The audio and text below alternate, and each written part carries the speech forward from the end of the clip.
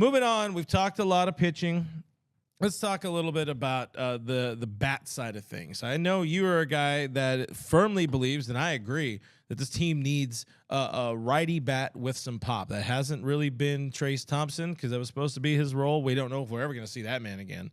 And, I mean, there's dudes that have been hurt and dudes that are not performing. Talk trade, give me thoughts on this real quick. Go ahead. So, yeah, Dave Roberts, he said yesterday that it would, quote, make sense for the Dodgers to sign a right-handed bat. If you look at this season, they actually have improved a lot when it comes to hitting lefties, hitting 223. Not great, but a 770 OPS. Not terrible. It's top 10 in the league. But with the Chris Taylor injury, he's been dealing with a knee injury. Can you trust that he's going to come back? Even if he does, is he going to be an impact bat with the struggles that he's had over the last 2 seasons? I think there's no question about it. If you look at the bottom of the order, you have to go out there and get a right-handed bat. Now, here's a name. Might not be very popular, but instead of telling you the name right away, I'm going to give you his stats, give you his situation, and you tell me if you think this makes sense. You tell me if it checks off a lot of Andrew Friedman's boxes. So are you going to do it right this time, or are you going to tell me the name and be like, oh, man? No, I'm trying really hard. I'm trying really hard to say the name. Remember, just remember, don't say the name. Don't say the name. Okay. Guys, okay. Remind him, don't say the name. So 1 year, $5 million deal, an expiring contract. That's so Dodgers, right? Yes. No commitment past this season. Andrew McCutchen. A 136 weighted runs created plus. Left field and center field. He's hit 9 home runs this season. Has a 928 OPS versus lefties. This sounds like a guy you want on your team, right? This is Shohei Ohtani. Oh, sorry. Not Shohei Ohtani. Tommy Pham.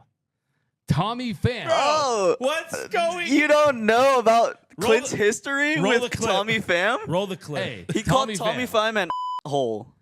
Hey, I don't Where's care. the lie? Hey, I want to win ball games, okay? And Oh, look, okay. Tommy. Okay, look, I mean, there's some character in What a thug on the team. oh man, an 865 OPS this season for the Mets, and I think too, if the Mets are sellers, if they're gonna have what I've been calling the world's largest garage sale in New York, and you want to be sellers, I think you wouldn't make them a 1-for-1 move with the New York Mets. You would package it. David Robertson. Now, David Robertson, a 1.88 ERA, a 30% strikeout rate, also 38 years old, second oldest reliever in Major League Baseball behind Jesse Chavez. A lot of closing experience. A lot of closing experience. And, of course, if you are the New York Mets, this guy's 38. I mean, can you expect him to come back next season? I think if you were the Mets and you were going to be buyers, they would have traded for Aroldis Chapman a long time ago. They know they need to sell. They need to sell some of these pieces. You package Tommy Pham, a David Robertson. I think it makes a ton of sense. This is not going to be 1973. You're not going to get you got to believe the mighty Mets. That ain't happening. They should sell. And I think, too, if you're the Dodgers, from their perspective, there's a couple ways you can help this team offensively. And the reality is, you really are not going to find too much pop. I mean, I get people that tell me Whit Merrifield. Yeah, Whit Merrifield's great. It'd be great to have him at second base, although Miggy Vargas, who knows, it could turn around. Yeah. But the shortstop position, Miguel Rojas, he's hitting with some consistency. Go on. Listen, didn't we just have this argument on Monday where I was like, you were hell bent. If you want the dub, you got to slug, and I was like, no, if you want the dub, you got to get some dudes who can hit. This guy does both. Did I break you? No, absolutely. I will always be Slug McCain, baby. I broke you. I'm Slug McCain. I broke him. I want to hit. Cody, you have to weigh in on home this. runs. I need your opinion. Did I break him? No, I don't think you broke him. But a lot of people are going off on you, Doug, saying about the Tommy Pham. I'll take it. The slapper ? Bro, stop. D-Mac lost it. He punched Jockman. Pham the slapper. There was a family Robertson. feud. They said Robertson, yes. There was a family feud, okay, with Tommy Pham and Jock Peterson. I'm just saying, if you're going out there looking for hitters that can help you and help this team, kind of really what I'm going for is that's the profile you want. You want an above-average slugger, a guy that can hit lefties. You've been on the Andrew McCutchen train for a while, but this is a guy who can actually play defense and has a little bit of athleticism left in the tank, as where Kutch does not. Yeah. So I can see the Pham, and I agree with that profile. I am not a Tommy Pham guy. I do not. I'm not a fan of the Pham. But I do like dubs. What's good, fam? What do you got for me, Cody? We have. Sorry, I have one more. Or this. Before I get to something I want to ask you guys. I don't know. Says, don't worry, Freeman will pass up. Great pitching again to sign another Joey Gallo type. Ooh, Joey. Oh, yes, Papa. And then we'll get to the super chat right now.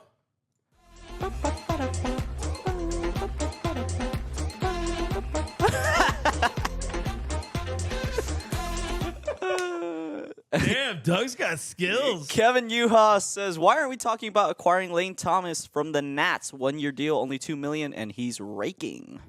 Yeah, I mean the Nats are pretty interesting. I mean that's a team that, of course, natural trade partners with the Dodgers. We know that. Ural. Yeah, and Nat's been phenomenal this season, hitting over 300. He can slug 14 home runs. I think that's a guy that you want to target as well. Plays outfield, so he's another guy who's on my list. Mark Canha for the Mets. I mean, above average bat, doesn't rake against lefties, but these are the kind of guys you're looking for. I mean, you bring up a great point: is that you're looking for guys short-term deals, not long-term commitment, unless you're going all in. But yeah, I mean, he's another great option too. I mean, he's a young player. So, yeah, I definitely would not be opposed to that at all. Also, he's absolutely destroying left-handed pitching this season, has an OPS over 1,100 with 7 bombs. So, yeah, it's another great fit. And I think Adam Duval's another name, too, I think you look at, too. I mean, I was big on Duval in the offseason. Yeah, you definitely were. You definitely were. And Duval, not as far as batting average, hitting 252, 5 bombs, but 308 versus lefties. He can play above average defense. He's a veteran. He's been on winning teams in the past. But yeah, the whole approach here as far as the calculus goes is I'm looking at the outfield because the outfield brings what the Dodgers need as far as another bat, as far as a guy that can bring power, but also batting average. And yes, defensively, you're going to have a below average defender at third base if you keep Max Muncy there, and above average defender at short. Second base, Vargas has improved. Will he be there? I mean, at this point with his production, I'm not singing the Vargas song tonight. Okay, I won't sing that song. But I will say, breaking news. Look, I'm always I believe in the meritocracy, right? You're not going to just throw guys out there and destroy his confidence. At some point, would you be better served of having a veteran there, right? I mean, would you be better served having a guy that you can trust in that spot? And I think the Dodgers, second half of the season, they're going to be weighing development versus win now. If they can't pull off these trades, if they're not willing to part ways with these prospects, they're going to look at all this and saying, hey, we just have to develop. I mean, the more games they play, the more at-bats they have, the more innings they throw, the closer they're going to be guys that can actually contribute and be impact guys in the future. I got a name to throw at you guys. I know we're ending or close to the end of the show, but a lot of people were saying, and it's a pretty big name, Nelson Cruz. Interested? No, not really. Of course not. Just doesn't fit. He's a DH. There's a reason the Padres. I'm saying what the the entire reason the Padres released him. They didn't want to necessarily. He's a great clubhouse guy, great veteran, has a track record to go with it, but he offered zero versatility. So there's zero place for him to play because they already have that guy. They have JD Martinez, who, by the way, is one of the best sluggers in baseball. So love Nelly. I've been on the Nelly train since 2018 doing this show. When I brought it to this fine establishment. Yeah, and they were in on. It's not Nelson Cruz season. Like, no more. We literally this saw is their him. chat. I'm just the host of it. I mean, we're not yelling at you. Yeah, Doug, come on, man. At them to you. No, man, he's still probably prints out his map quest. I mean, this guy is old. Okay, I know map quest. Bro, he's got a Thomas guide. Get it right. He's got Thomas guide. 1995 edition. No, I wasn't even a thought. No, I mean, come on now, like. I think the thing about Nelson Cruz is it's just not a natural fit in the sense that you have an all-star DH right now. You got Just Dingers. And, of course, even if you were to make him an outfielder, David Peralta has been one of the best hitters in the game since the beginning of June. Yeah. I like David Peralta there for an extended period of time. I think the center field spot, James Albin, he's hitting again. Jason Hayward, just when you think he might slip, he pulls together like a 2 or 3 hit game, hitting the ball hard. You're not going to say no to that. So I think the outfield spot, like you said, we talked about on the Monday show, is Mookie Betts. That's your best defender. He's in right field. He is going to be playing right field in significant games, but I think you're going to mix it around. I think he's at shortstop again tonight, so he likes that. He's engaged there. So, yeah, Nelson Cruz doesn't make a ton of sense. No, he doesn't. And think of this. 10 years ago, Nelson Cruz was a bad outfield defender. Yeah, no, for sure. And helped lose his team a World Series in 2011. So 12 years ago. He's not the answer at all. This team needs more versatility, and honestly, doesn't need outfield help, in my opinion. It needs second or short or third. One of those spots needs to be improved. If Nelson third Cruz base, legit was teammates with Kenny Lofton, man. All right, and Kenny Lofton is my guy. Like one of my favorite players. That's like you can probably maybe from that 4 degrees of separation to get to the year 1900. Yeah, exactly. In terms of the amount of dudes that those guys played with. We talked a little bit about the Chris Taylor situation and some of the things Dave mentioned. what do you think the rest of this season looks like for Chris Taylor? And then we'll take a couple more comments and then we'll get out of here. We started late. Appreciate you guys figuring out when we're going live. Things happened today. So again, put an F in the chat for Cody for showing up and saving the day because he's a hero. Another one? We have a super chat before. Am I on? Yeah, I am on. Yeah, Michael Carrillo, before we get to the next part, he said Michael Carrillo said Nick Senzel is a better third base than Muncy. I mean, Clint's a better third baseman than Max Muncy. Wow, that is rude. No, look, I love me some Max Muncy, and I think you, Max. defensively, I've always said, I mean, Max Muncy could be a gold glove first baseman that slugs, that hits over 30 home runs, right? I mean, he hasn't been the same since 2021. Nick Senzel, though, yeah, he's a guy. He hits. OPS, I think I've talked to this guy in the chat a few times about Nick Senzel. He's not as hot as he was earlier in the year as far as his OPS is sub 700 at this point, but defensively, sure, no question about it. Also, he plays multiple positions, too. But kind of getting back to Chris Taylor, I will say I'm not down on Chris Taylor like a lot of people are. I'm really not. I mean, he's still close to league average. Eternal optimist. I mean, it's not that this is the thing. I think that the thing with Chris, his value has been all slug related, so it makes sense why you'd be in on him.